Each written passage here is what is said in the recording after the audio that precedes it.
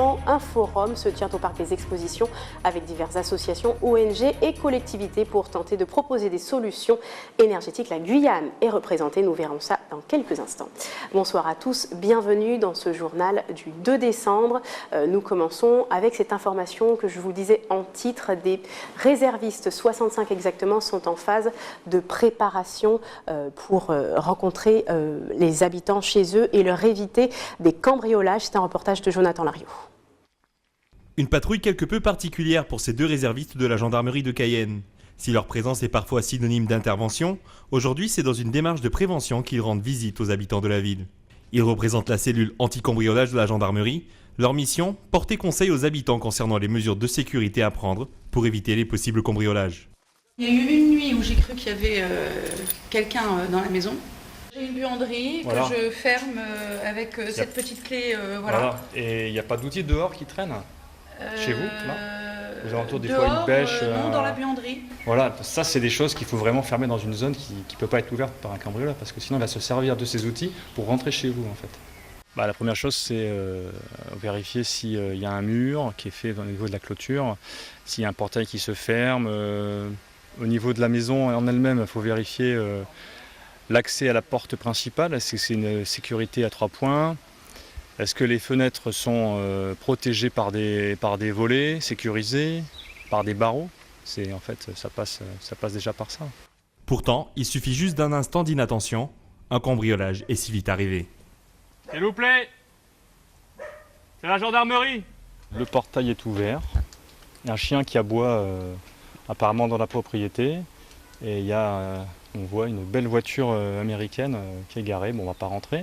Donc n'importe qui, un cambrioleur qui passe par là, pourrait très bien se dire tiens, la voiture qui est là, le portail est ouvert, je la prends.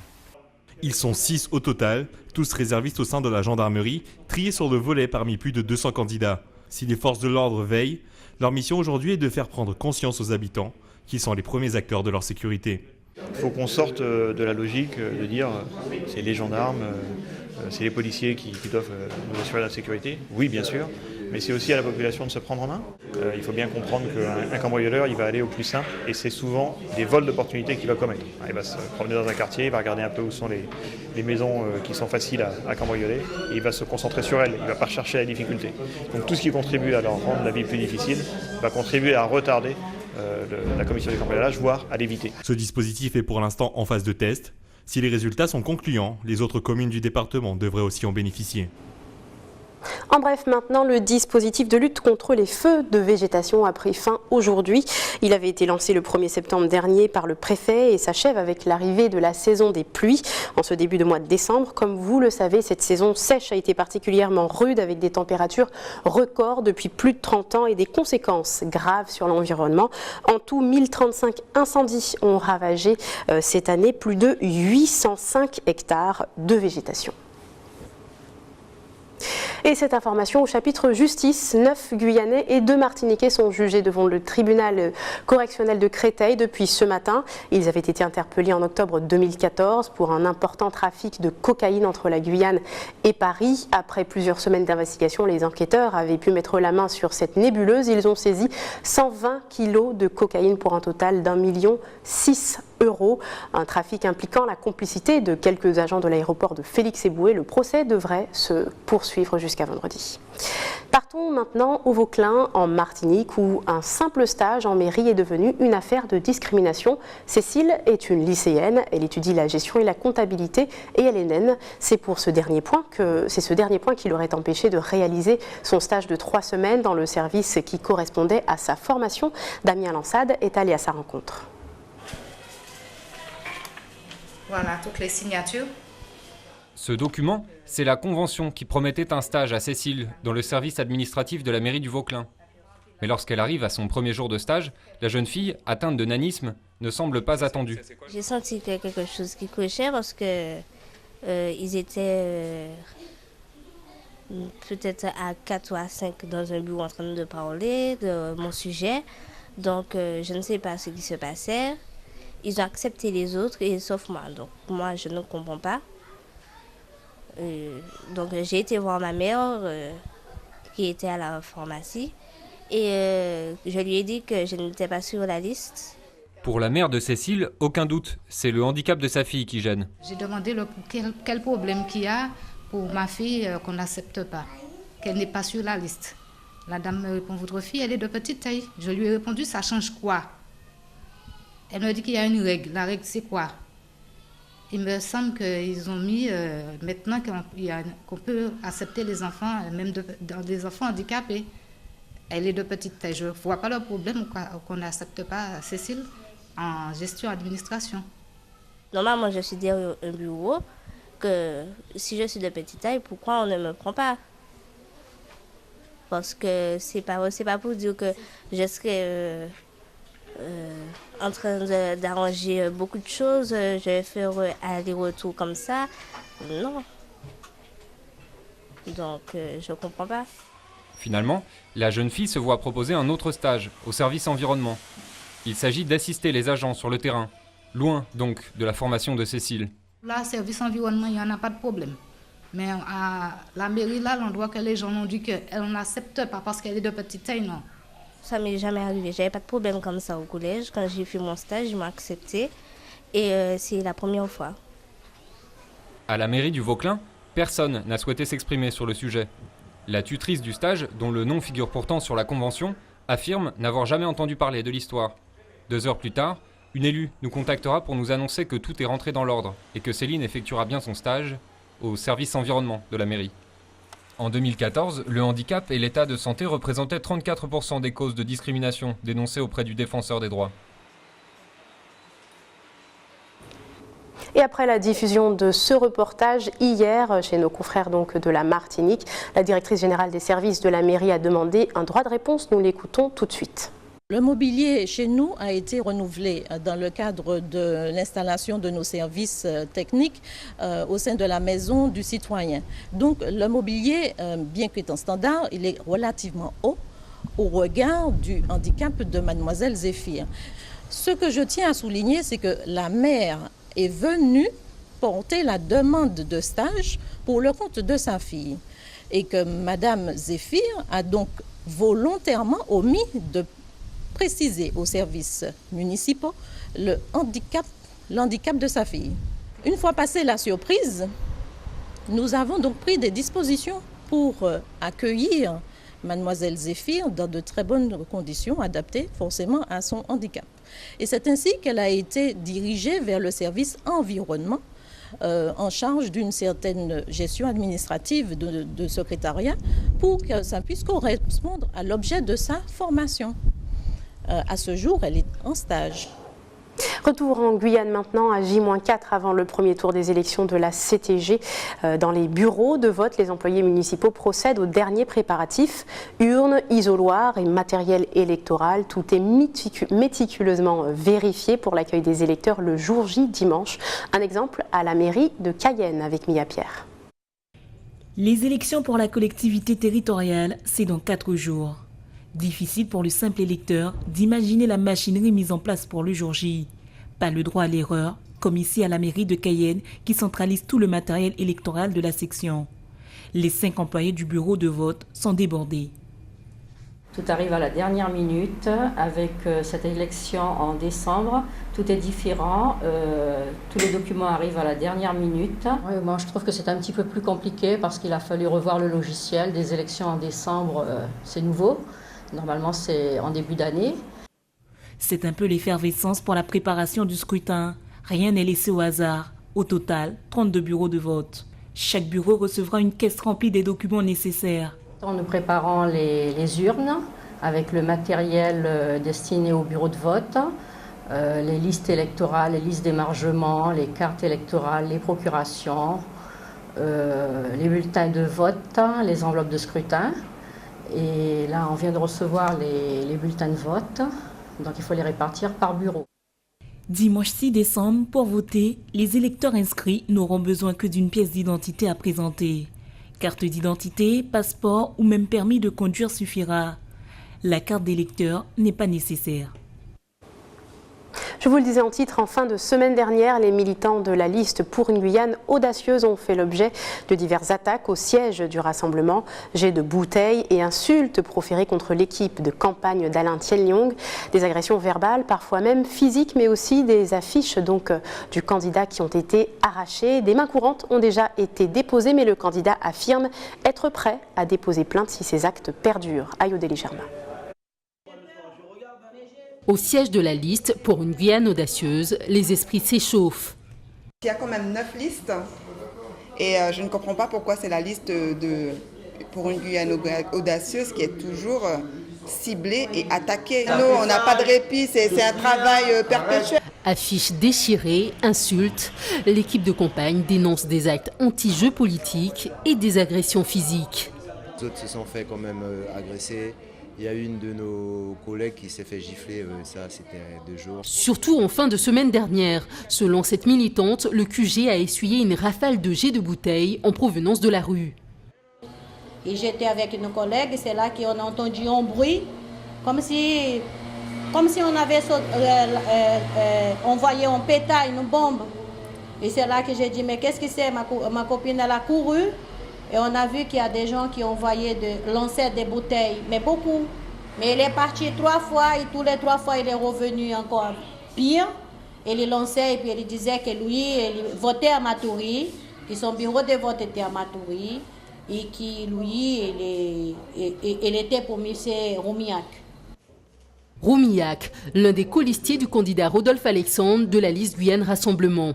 Pour cette candidate de la liste des audacieux, cet acte est absurde. Aussi absurde que le fait même de citer le nom du présumé commanditaire. Pour moi, c'est débile. Déjà de dénoncer que c'est M. Rodolphe Alexandre qui les envoie ou M. Roumillac, je ne vois pas l'intérêt, c'est trop gros. Donc on va dire que... On dit une personne, le jeudi, qui arrive, qui nous dit que c'est M. Rodolphe Alexandre. Une autre personne qui revient le vendredi, qui nous dit c'est Roumillac et M. Rodolphe Alexandre. Le samedi, il y a qui arrive ici, qui m'agresse, il me dit tout est pour M. Rodolphe Alexandre, nous qui pété tout jour. Alors, qu'est-ce que ça veut dire? Qu'est-ce que ça veut dire? Moi, je ne veux pas croire, mais c'est la vérité, quand même 3 personnes. Qu'est-ce qu'on peut dire? Dernier fait plus récent, des soupçons d'espionnage. Lundi dernier, un drone aurait survolé le quartier général. Ce militant est formel. Un drone, c'est un drone, madame. Oui, effectivement. Tout le monde a vu, tout le monde qui était là, les filles, les garçons, tout le monde. On a vu la caméra, une grande caméra, madame.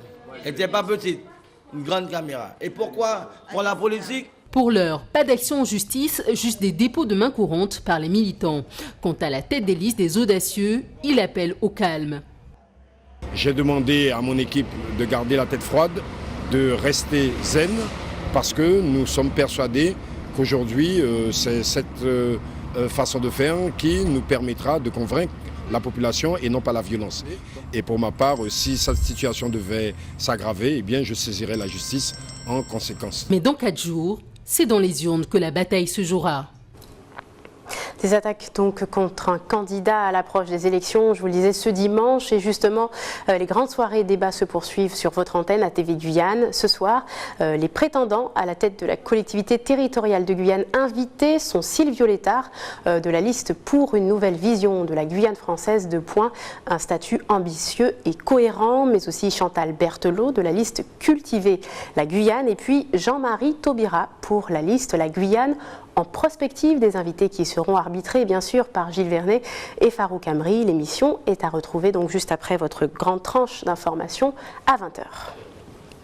Je vous le disais en titre, en ce début de journal, le ras-le-bol de la population du village Favard à Roura. Elle attend depuis plus de 40 ans d'être raccordée en réseau d'eau et d'électricité. Elle a manifesté ce matin dès 8h sur le parvis de l'hôtel de ville de Roura. Leurs représentants ont pu s'entretenir plusieurs heures avec les équipes municipales qui s'engagent à des réponses concrètes dans les mois à venir. On voit ça avec Xavier-Paul Lepelletier qui était sur place ce matin.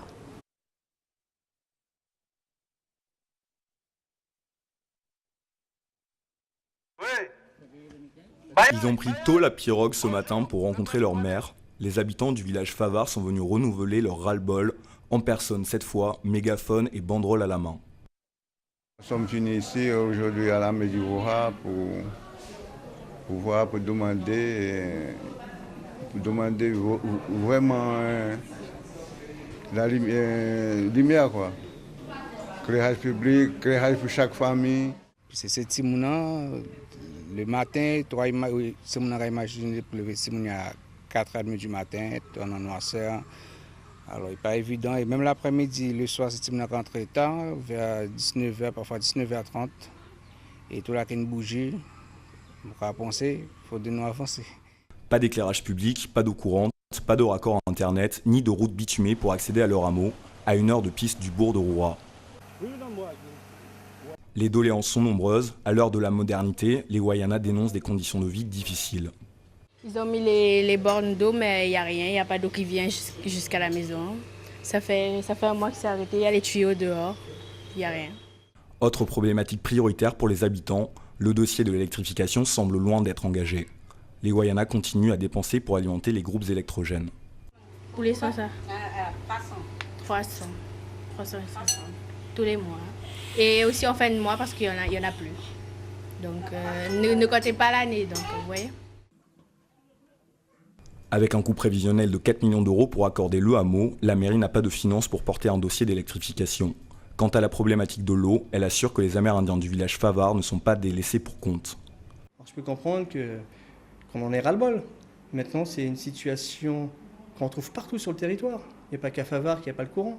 Il y a plein de zones à Roura, il n'y a pas le courant. Il y a plein de zones où il y a plein de gens, en Guyane, il n'y a pas le courant, où les gosses doivent faire leur devoir à la bougie. Et ça, c'est mon combat.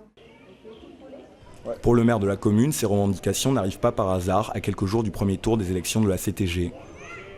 Mais je suis quand même triste de voir qu'un candidat se trouve quand même au sein, un candidat tête de liste sur la section La Grande Couronne, puisse être là et être un élément perturbateur pendant la réunion, comme vous avez pu le constater. Le maire de Roura compte justement sur la nouvelle collectivité territoriale pour débloquer les fonds nécessaires. Son élu a d'ailleurs mentionné la création d'un syndicat d'électrification par l'association des maires afin de développer le territoire. Et restez avec nous dans quelques instants. Nous verrons ce forum qui se passe en marge de la COP21 à Paris et auquel la Guyane participe et est représentée. C'est le seul département sur place. Et puis se soigner par les plantes, une tendance à laquelle nos voisins de la Guadeloupe ont aussi succombé. Reportage à suivre dans quelques instants.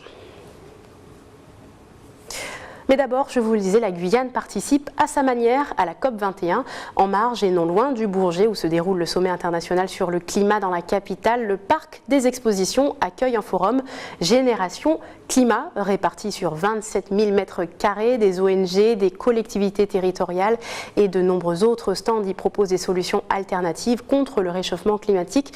Pour eux, parmi eux, un stand, celui de la Guyane pour représenter donc notre département qui est le seul des Outre-mer à être sur place. Reportage de nos correspondants de Saint-Laurent à Paris. En accès libre et gratuit pour le grand public, l'espace Génération Climat accueille plus de 350 organisations à 2 pas du centre de conférence des Nations Unies. Le stand Guyane, organisé par la région et le CNES, est idéalement placé à l'entrée de la zone B. Alors la Guyane a souhaité être représentée à la COP21 pour montrer un petit peu toutes les initiatives qui sont menées sur le territoire en matière de changement climatique. Donc voilà, l'objectif c'était de montrer ce qu'on pouvait faire en matière d'observation, en matière d'information, sensibilisation du public et puis globalement tous les programmes de recherche et de coopération qui sont menés en Guyane. Tout le monde est bien conscient effectivement que la Guyane c'est la porte d'entrée de la France en Amérique du Sud, porte d'entrée de l'Europe en Amérique du Sud, mais finalement peu connue, savoir quelles sont les problématiques que nous rencontrons sur ce sujet-là. Le stand Guyane propose de l'information grand public avec des brochures et des films, ainsi que des informations plus techniques sur les programmes de recherche menés dans le département. Alors la Guyane est une bonne élève déjà parce que le carbone forestier en Guyane représente 50% du stock de carbone forestier français. Donc c'est déjà, en termes de ressources, c'est déjà très important. Ensuite, il y a beaucoup d'énergies renouvelables qui sont mises en place en Guyane pour couvrir la demande en électricité, au travers du barrage de Petit Saut notamment, mais au travers d'autres énergies renouvelables qui sont mises en place. La petite hydroélectricité, donc les centrales au fil de l'eau, la biomasse, donc qui récupère les déchets de scieries, d'exploitation forestière. Également représentée, la Fédération des organisations autochtones de Guyane, présente dans un espace dénommé Pavillon autochtone, partagée avec la coordination amazonienne. La question territoriale, les questions forestières nous touchent intimement et nous pensons que les peuples autochtones aussi constituent une solution efficace contre justement la déforestation et autres. Et le plus important aussi, c'est que l'opinion publique internationale, et notamment la société civile qui est représentée ici, commence à respecter le point de vue justement des peuples autochtones. C'est un combat de longue haleine.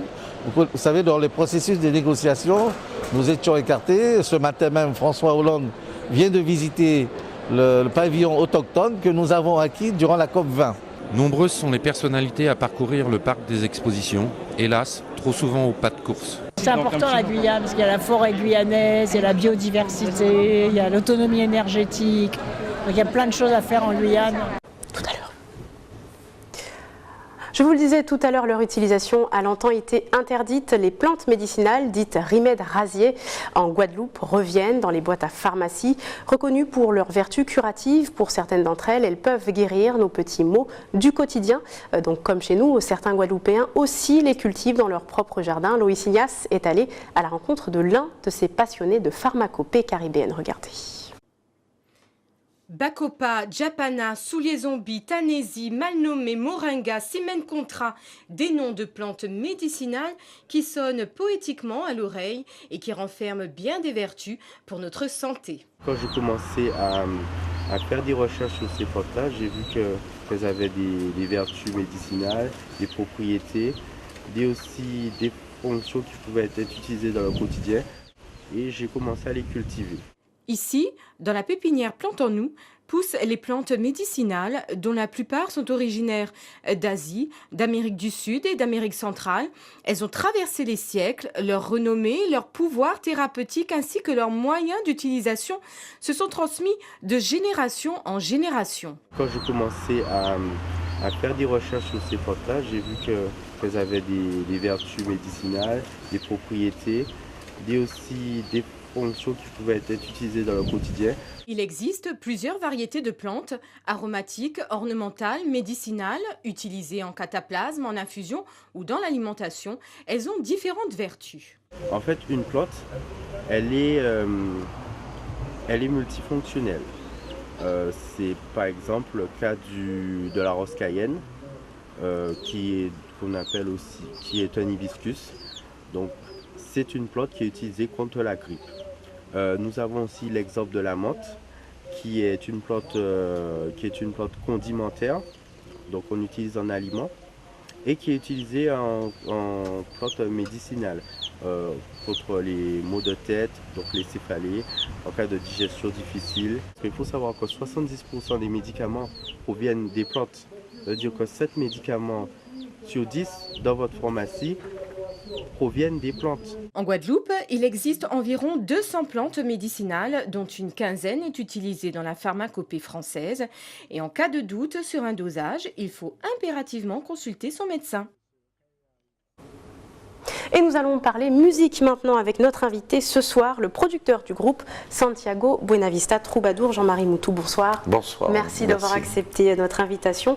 Si nous vous avons proposé de venir ce soir, c'est bien sûr donc pour nous parler de ce groupe. Mais juste avant, on va regarder un petit extrait d'un concert que vous avez donné il y a quelques jours à Cayenne. Regardez. Merci.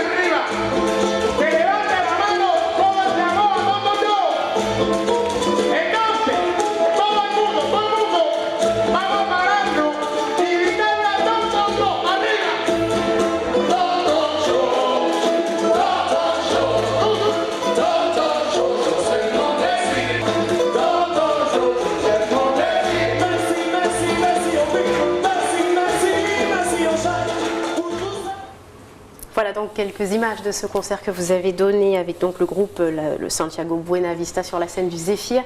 Il y a quelques jours, Monsieur Marimoutou, parlez-nous justement de ce groupe pour les personnes qui ne le connaissent pas. C'est une brochette de stars que j'ai réunies sur la même scène. C'est-à-dire que nous avons six artistes confirmés qui ont chacun leur répertoire, qui sont déjà des têtes d'affiche à Cuba, que j'ai rassemblés sur la même scène en faisant une brochette de stars, ce qui fait justement le Santiago Buena Vista Troubadour en hommage au Santiago Buena Vista, le fameux groupe avec Compay Segundo et Ibrahim Ferrer, le Social Club, Buena Vista Social Club. C'est donc votre initiative finalement. C'est une initiative que j'ai prise il y a 4 ans. Alors pourquoi les avoir fait venir en Guyane ? Tout simplement pour partager cette passion que j'ai avec mes compatriotes guyanais et martiniquais. Donc pour moi c'était absolument important de justement cette idée de partage et puis d'échange interculturel, de mélanger la culture des Antilles-Guyane avec la culture cubaine. On sait justement, Monsieur Marimoutou, que vous êtes un passionné de culture, de musique cubaine, mais aussi de Cuba tout simplement. Est-ce que vous pensez que le public guyanais est assez réceptif à ce type de musique ? Depuis que j'ai commencé il y a maintenant 8 ans, chaque année ça s'amplifie et on peut dire que par rapport à la Martinique où ils sont beaucoup plus latinos, la Guyane commence maintenant avec ce mélange justement interculturel à découvrir ces sonorités et on commence à avoir une bonne écoute. Donc il y a encore quand même du travail à fournir. Il y a du travail encore à fournir, c'est vrai. Vous êtes aussi l'auteur du film documentaire sur Joseph Mondésir, Tonton Jo. Nous avons pu montrer dans un journal précédent quelques images. Les Cubains ont repris beaucoup de morceaux de Tonton Jo, nous l'avons vu. Est-ce qu'il existe en parallèle des personnes donc guyanaises qui ont fait cet échange avec la musique cubaine ou pas ? Il y en a très peu. Il y a quelques groupes antillais qui avaient repris certains grands classiques cubains qu'ils avaient adaptés un petit peu à la musique martiniquaise. Mais on peut dire que c'est peu, très peu.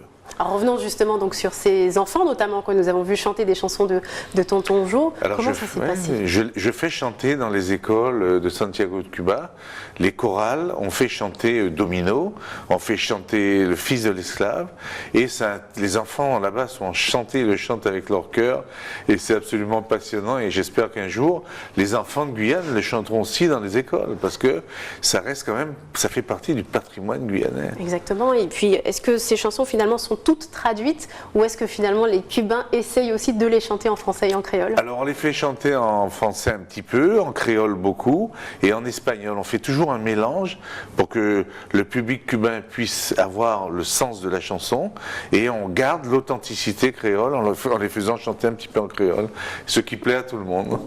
Revenons maintenant, Monsieur Marimoutou, sur le groupe Buena Vista Troubadour qui est déjà chez nous depuis quelques jours. Ils se sont produits donc déjà dans différents lieux. Nous avons vu ces images du Zéphyr, un grand moment. Le clou du spectacle, il nous semble que c'est vendredi soir, c'est ça ?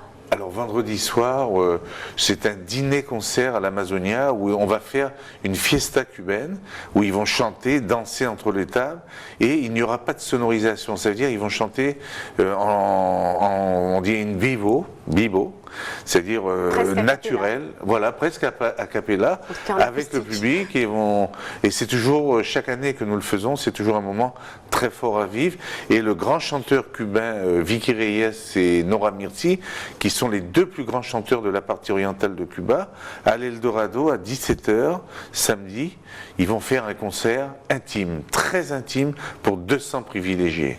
À quelle date repartent justement les Buena Vista ? Alors ils vont repartir le 10 décembre, mais avant, nous allons faire un concert gratuit à l'EHPAD, à l'hôpital, et nous allons faire aussi, pour la maison de retraite des Palmistes, une appréciation que nous faisons chaque année, car il est important aussi d'honorer les aînés, et les Cubains sont très très sensibles aux aînés. Merci beaucoup Jean-Marie Moutou d'avoir répondu à ces quelques questions. Merci de On m'avoir verra invité. bien à l'avenir justement les prochaines manifestations avec le groupe Buena Vista. Merci beaucoup. Un dernier mot maintenant, en bref, vous le savez, elle devait partir la nuit dernière. Eh bien, c'est ce soir finalement que Lisa Pathfinder va devoir rejoindre les étoiles. Il s'agit de ce satellite présenté le mois dernier par l'Agence spatiale européenne censé apporter de nouvelles données sur les ondes gravitationnelles pour mieux comprendre le fonctionnement du cosmos. C'est un peu barbare, on le sait. Suite donc à un incident hier, les opérations ont dû être interrompues, mais la chronologie est repartie et la fusée Vega italienne devrait donc décoller de Kourou ce soir à 1h04 précise. C'est la fin de ce journal local. À tout de suite pour l'information nationale et internationale.